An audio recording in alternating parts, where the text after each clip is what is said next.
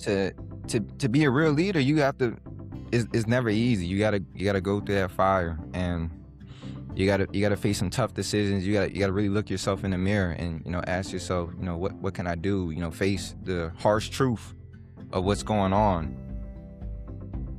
Welcome to Emunah, the podcast where faith, belief, and purpose meets real life. I'm your host, Dr. Tamara Henry. Today's conversation is about bridges. Bridges between struggle and opportunity, between potential and possibility. We're exploring the good works of the Highbridge Foundation, Inc., which has worked for 14 years to help young people from underserved populations. Joining us are the co-founder, Mencie Hairston, and her daughter, the president, Mayumi Escalante. And we are excited to have one of the recipients, Zion Wynn, who's taking a break. He's still on break from his college courses. Welcome. Thank you, Dr. Henry. Thank you so much. I'm honored. Thank you. The Highbridge Foundation has some impressive data. Listen to this. As of the end of 2025, the foundation has given out awards to 151 students from the District of Columbia, Maryland, and Virginia. The total amount awarded was $186,500 in impact, scholarship, and book awards. And as if that isn't enough, they awarded to partner organizations more than $15,000. Wow. I congratulate you. Thank you, Dr. Henry. This conversation today is about calling, compassion, and what happens when someone chooses to believe in the future of young people. Mrs. Hairston, talk about what inspired you and your husband, Dr. Ernest Hairston, to create the foundation in 2012. Well, both my husband and I received assistance and scholarships when we were both coming up. So my husband, Dr. Hairston, became deaf at the age of 5 due to spinal meningitis. At that time, he was in West Virginia, in segregated situation, and he was sent to school in Romney. So he left home and went to school in Romney, in an all-Black school, because at that time, there were separate schools for Black deaf and white deaf children. So when he was, I think the Board of Education at that time ordered the integration of the schools. So they were forced to integrate the Black school and the white school. And my husband was given a test before he could be placed in a grade. And he tested, of course, high on the whatever test it was administered. And he was placed in a college prep class. And he was, I think, one of 3 students, all from the Black school, that qualified for the college prep class. So long story short, he graduated from high school. And on the way to graduation, his teacher asked him, what would you want to do after graduating from high school? And at that time, Black students were tracked to do trade school. So his dream was to be a barber. In the mining town where his father is a miner, and that was the highest that he could aspire for. And his teacher, who's also deaf, a white deaf man, told them, excuse the expression, HELL, you need to go to Gallaudet University. So, and that started his journey. So the act of transformation was initiated by this white man who acted as his mentor, and then the scholarship assistance that he received. So he was one of the few Black deaf students at that time. So from there, so he graduated college, was hired as one of the first Black deaf teachers in North Carolina School for the Deaf, and then went on to get his master's and went on to get his doctorate. So he came up because of the help of people. And he has been wanting to give back, pay it forward to other students, who, like him, was a struggle. And that's why in 2012, when he retired from the U.S. Department of Education after 43 years of service, he said, we need to do something. So we threw him a retirement party. And instead of presents, he said, I want you to contribute to Highbridge Foundation that we're going to start. And that's how the ball rolled. So in 2013, with the money that we accumulated, we gave out our first 5 scholarships, and we received over 100 applications for those 5 spots, Dr. Henry. So we knew that there was a need that the foundation needs to fulfill. And that's how we got started. Excellent, excellent. That is just a profound story. That is wonderful. I guess I didn't know all the background. That's great. That's great. Why the name Highbridge? What does it symbolize for you? Well, to tell you frankly, we live in a community in Bowie, Maryland that has Highbridge Street, Highbridge Road. And we passed the High Bridge, the bridge on High Bridge is a tiny bridge. I think that kind of transports materials from one point of the community to another. I mean, it's a very it's not even a what do you call this? A fancy bridge. But I like the visual of a bridge, of connecting people, of empowering people, of enabling people. So I said, well, High Bridge is a good image to have, a good visual to have. So we chose High Bridge. Oh, that's great. Yumi, was there a specific moment when you knew this work was more than just helping your parents out? It was a calling. I think I knew all along that it was going to be something fun to do with my parents and useful. I knew there was a need. I knew there was value to it because like they got scholarships to go to college, I also got a scholarship that helped, ease the burden on my parents. I have 2 younger sisters. I have 1 older sister, and sending 4 girls to college is not an easy feat. And so I too was grateful for all I received. I too was looking for ways that I could also pay it forward and give back. But the moment that I knew it was going to be not just hard work, but heart work was our very first wave of scholarship screening. So when applicants apply, we get a couple of essays, we ask for their transcripts, we ask for letters of recommendation. And I recruited some of my friends to help me screen the applications to make sure they were complete and had everything together to pass it on to the scholarship selection committee. And screening the applications, we went through so many tissues, so many sob stories, so many heartstrings tugged. And then promptly my volunteers for the screening committee said that they would not be on the selection committee because they'd give away all the money and there'd be no money left. So then I needed to find more volunteers. And that is honestly the instinctive moment that I knew it wasn't just going to be big and useful and fun work to do, but that it was going to be deep work. Mrs. Hairston or you may, either one can answer this.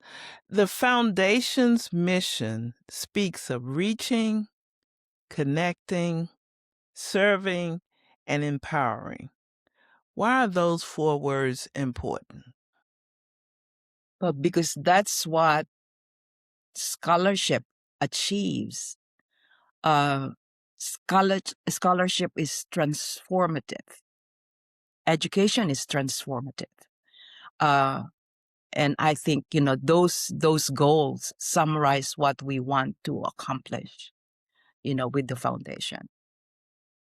Okay, okay. And what does empowerment look like in real life for the youth you serve? I'm gonna have you answer that, and I'm gonna have Zion answer that. Okay. Well, I'm I- I- I'm gonna use myself as an example.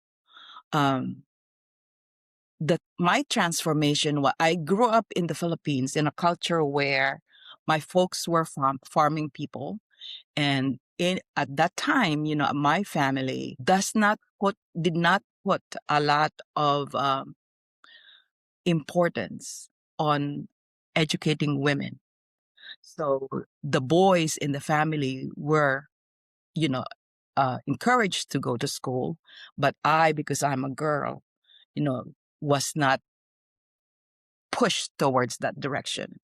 And although I have such desire to go to school, my mother would tell me, but you're only a girl. Mm, You will get married, you will have children. You don't need to go to school. I mean, well meaning, because that's how she herself was raised. You're only a girl. You don't need to go to school. Uh, so to me, the change, the desire for education and the change it allowed me to foster was that meaningful. okay, okay. Zion, thank you for joining us today. No problem. Again, I'm honored. I'm honored.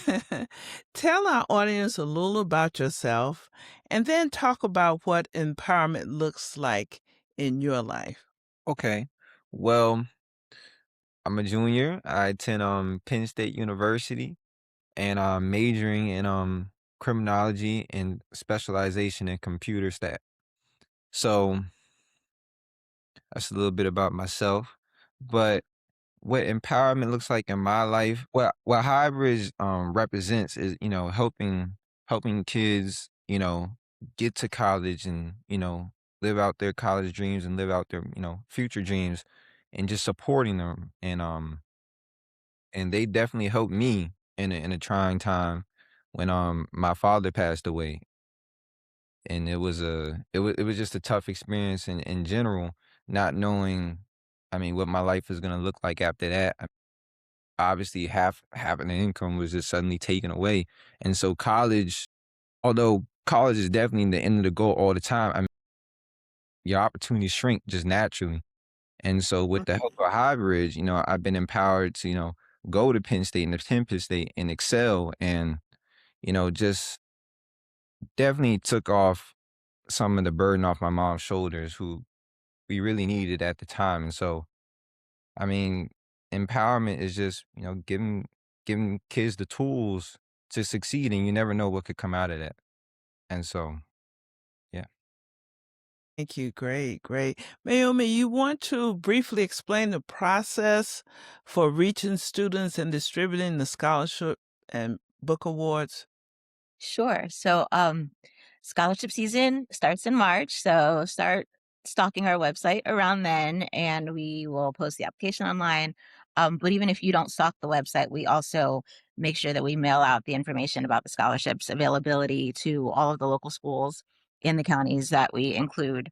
And from there, we have a window, I think, of a couple of months. The deadline's like the end of April, so that the students have plenty of time over spring break to get their essays together, gather what materials they need.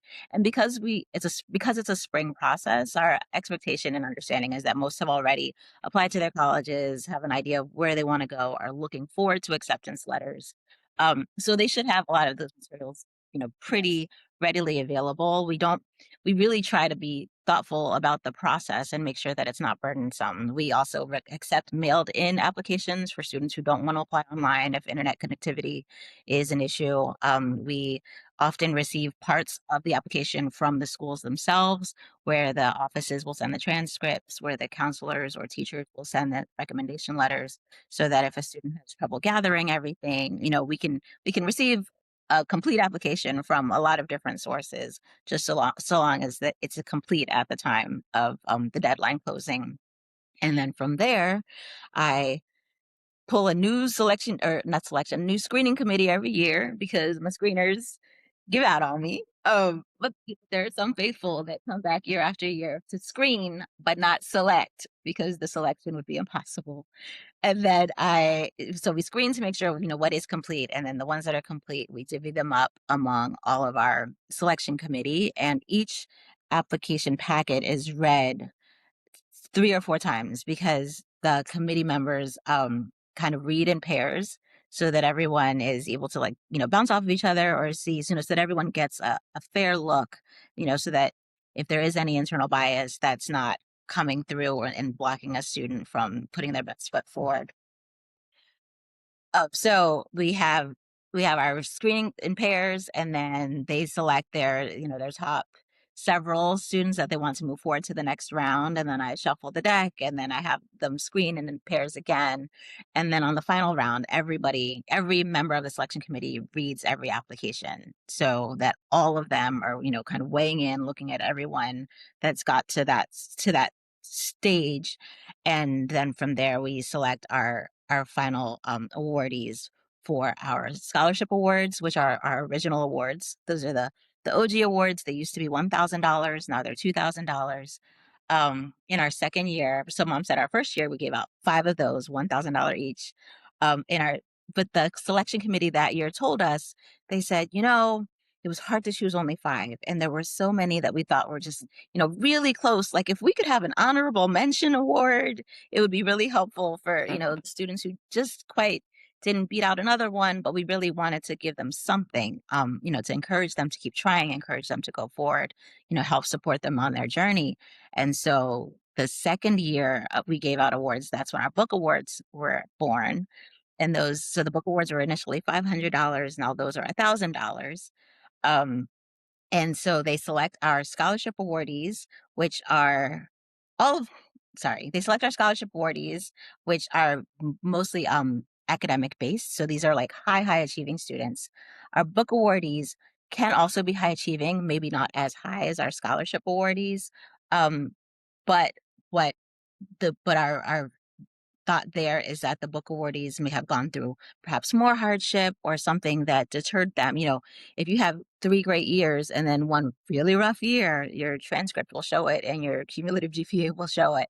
And we know that, one thing that we're looking for, not just in the book awardees, but in every single hybrid scholar, and Zion will probably remember this from his award ceremony, was that, we know these kids have got it and we know these kids will make it. And it's because they already have.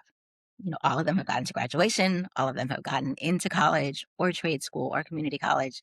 They have goals, they have plans. And even though life has derailed them in hard ways, they move forward, they pick themselves back up.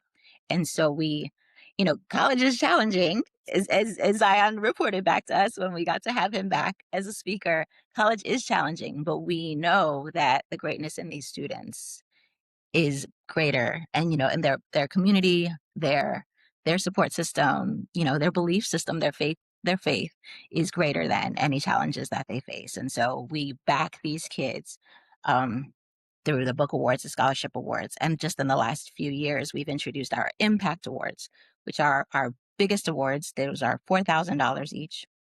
And the students that we select to be our impact awardees are not just students who have faced the hardship and faced the challenges and overcome, and not just students who have academically excelled, but also students who have really made an impact in their school community or home community.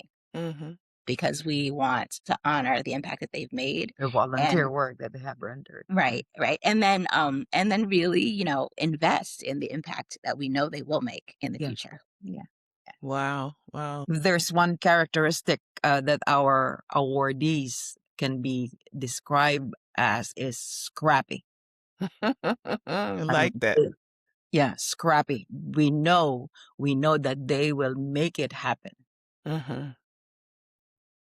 So Zion, what motivated you to apply for the High Bridge Foundation Scholarship?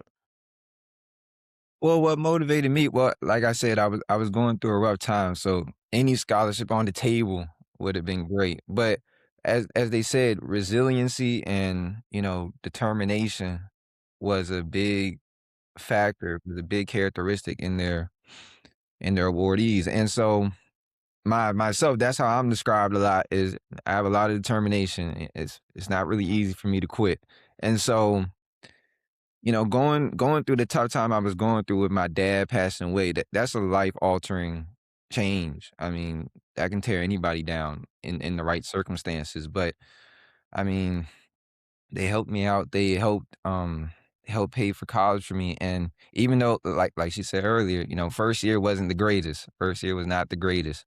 But scrappy. Scrappy was a good word. I mean, you pushed against the wall, you got pushed back. So as that's what I would say. I mean, they fit me perfectly. It was like almost a perfect match almost.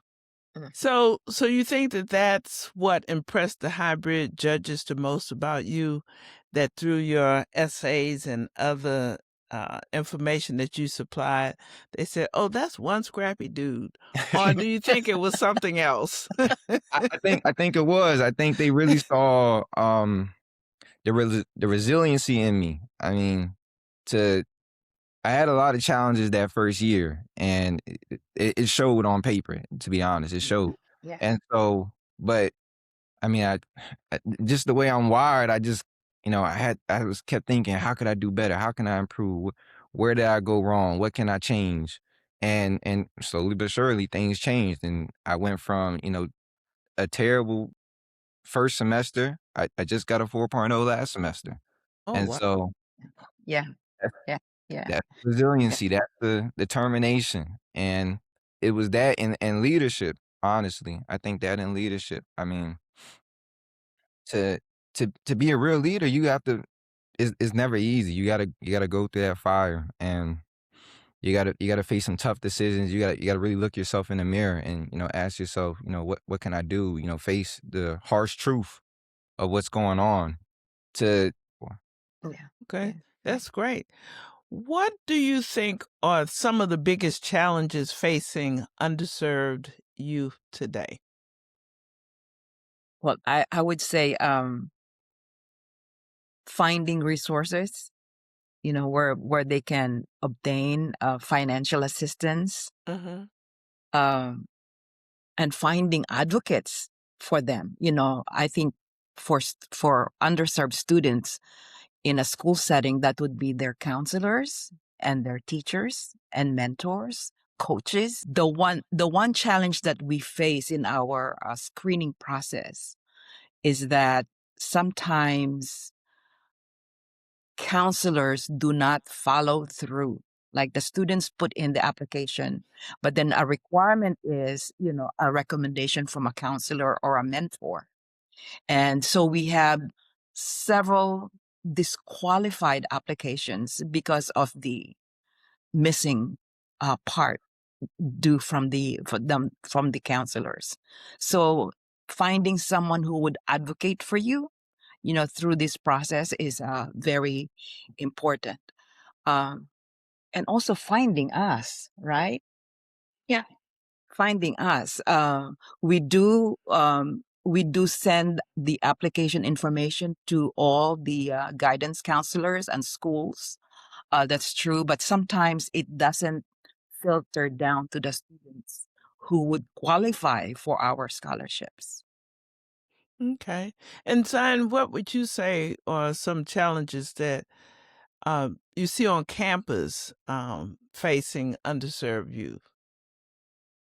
um, really, I would say hope is one of the biggest challenges and one of the mental obstacles that is I think tough to hurdle. I mean, when you're underserved and you're trying to reach these goals and these big expectations, it can be difficult, especially with compounding challenges coming in life.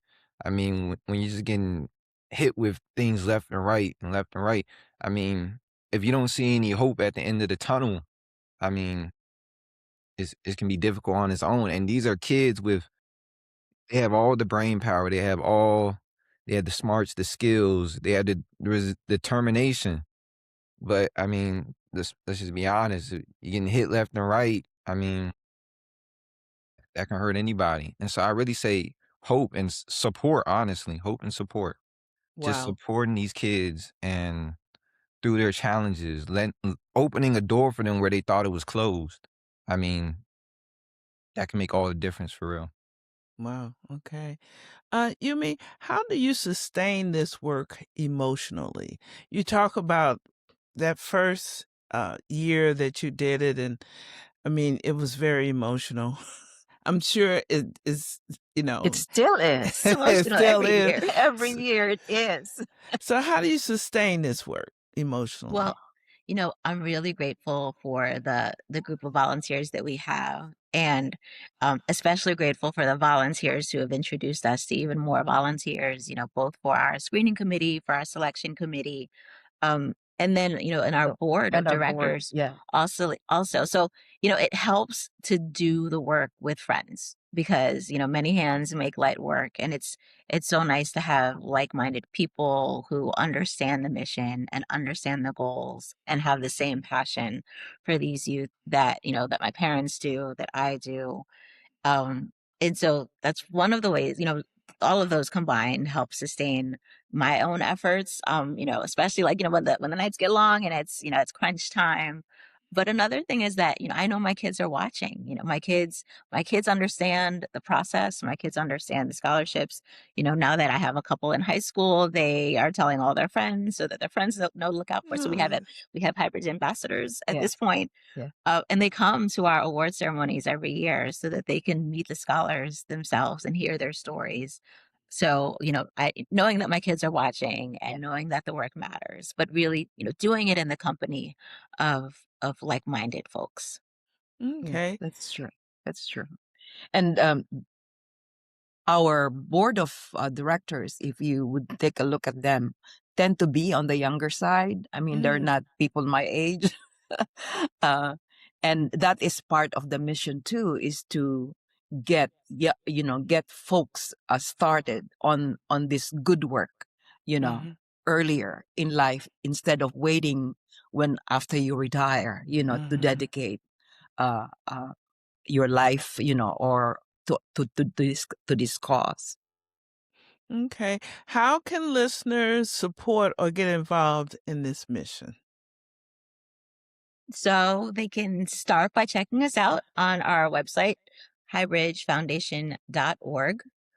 And they could also check us out on Facebook, That's right? right. And And Instagram. Instagram. That's right. Yeah. So, and both of those are on our website. So if they start on our website, they can get to everything else. Yes. And if they are so interested, we would love their support, either through, we have a link to our PayPal on the website. We also have information about how to make donations through Zelle, if that's an option you use. But even just to spread the word, to let people know that the scholarships exist, to let people know that that we have, that the students have their need, and to let people know that we are open to volunteers. That's right. Whether you want to be an ambassador and spread the word, whether you want to join me on the screening committee or That's the right. selection committee, you just can't do both, because I promise you won't want to do both. And then even, volunteers to help us put together our awards right. brunch every year, because Yeah. that's a big effort, but a lot of fun, and the best time Yeah. to meet the students and to be rejuvenated and re-inspired. Yeah. And being a cheerleader too, talk about, if you know us, share our work with your network. That would help a lot. And, of course, prayers help a lot. Nothing can be accomplished without prayers. So we would appreciate prayers also for our continued success. This past year, we kind of saw the impact on our fundraising with the current state, that we are in. Yeah, the furlough that happened, I think, kind of put dampened, because we focus on the DMV area for our scholarships. It kind of dampened, in terms of donations. Uh, so you know, please include us in your prayers that somehow conditions change. and we can recover. I would Mm. say, right, because especially because of the furlough, especially because of the current economic uncertainty, donations were low, but the applications were high. The applications were Oh, high. wow. Yes, Okay. yes, yes. Okay. So Zion, what do you say to those who are reluctant to apply? All I gotta ask is why. Why not? Why not? Seriously.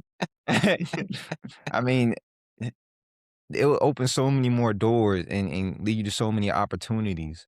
I mean, why not? Why not? Okay. And what would you say to someone who wants to help but doesn't know where to start?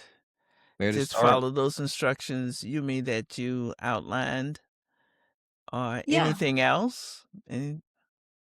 Listening to this podcast, sharing this podcast, because right, I think so. Dr. Henry, I have to say thank you so much for this opportunity to spotlight the work and spotlight the organization, because right, all we have really is our web presence and our social media presence and our in our Word of mouth, networks. word of mouth. Word of Yeah. mouth in our networks. And so we really appreciate you thinking of this way to put the signal out there and to put this information out there, because this is absolutely a great way to help. And so for people to listen to this podcast, learn more about us in this way, and then share it, that would be great. Okay. Anything else you want to add about the foundation, the students, the needs of the group? I can't think of anything else. There was one. Mom, when you were talking about your young board, Yeah. right? So most of the members of the board are, my age, even younger. I remember we were hosting an event for like board members and volunteers. And she said, well, I think it should be no kids. And I said, why would it be no kids? And she said, well, because, it's an adult event. We're going to have alcohol, we're going to have wine. We'll have beverages. We don't want, kind of kids. And I said, Mom, your board members have kids. If you had an older board and their kids were adults, then you could have an adult only event. But we're young, and you chose us young, because when we talk about connecting and empowering and serving, of course we're thinking about the youth primarily, but this work empowers me. This work helps me empower my kids. So the connections that are happening, Dr. Henry, you talked at the beginning about connecting to opportunity, connecting to possibilities. And I think I wanted to underscore those points to say that more than just the youth that are awarded these scholarships, more than just my parents who can see the fruition of their efforts, everybody who is involved in this work, involved in this organization at any point along the chain, I think you'll feel the difference too. Okay. Today's conversation reminds us that action speaks louder than words. Now, Deshane Stokes says, if your actions don't live up to your words, you have nothing to say. At its heart, Highbridge Foundation is about believing that every young person deserves opportunity, dignity, and a future worth striving for. Thank you to our guests for building bridges where others see barriers. And thank you for listening to Emunah, where belief becomes action. If this episode moved you, share it with someone who still believes in the power of community and in the next generation. And with that, we say, live in victory. Thank you. Thank you.